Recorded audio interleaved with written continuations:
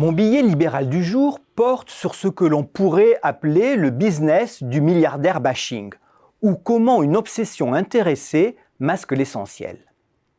À la veille du sommet de Davos, l'ONG Oxfam a une nouvelle fois publié un rapport qui se veut accablant, qu'on en juge. La fortune des milliardaires dans le monde a davantage augmenté en 19 mois de pandémie qu'au cours de la dernière décennie. Oxfam poursuit en France, avec les 236 milliards supplémentaires engrangés sur la même période, on pourrait quadrupler le budget de l'hôpital public ou distribuer un chèque de 3 500 € à chaque Français.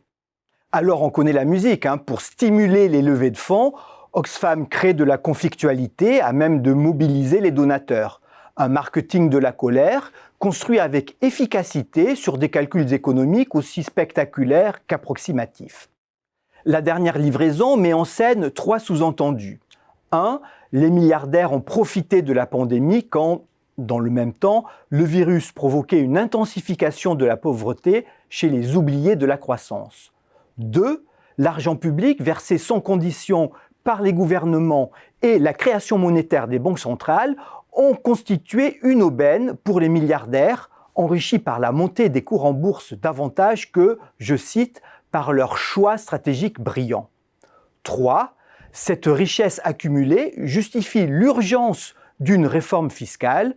Oxfam France propose un plan clé en main qui permettrait de récolter 65 milliards d'euros supplémentaires par an, 40 fois l'IFI.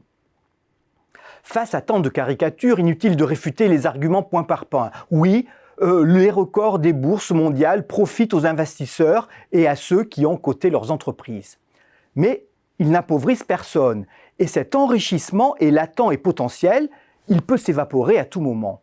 En ce sens, il ne s'agit pas à proprement parler d'argent à redistribuer, sauf à considérer que le prochain krach réduira comme par enchantement la pauvreté dans le monde.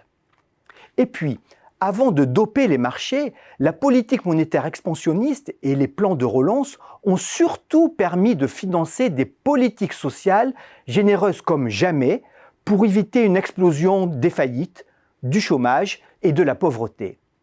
Mais c'est vrai, comme l'explique l'économiste Patrick Artus, le prix à payer, c'est la hausse des inégalités de patrimoine car les taux zéro font aussi grimper les prix des actifs.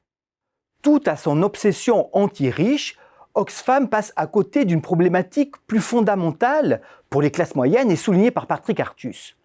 Le flot d'argent pas cher a provoqué un boom des prix de l'immobilier, 12% en moyenne dans l'OCDE, 7% en France.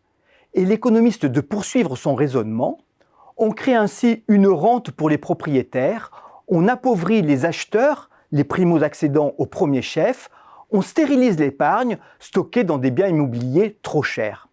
Le voilà le risque politique et social. La bulle favorise l'enrichissement patrimonial, y compris des donateurs d'Oxfam, et creuse les inégalités de patrimoine.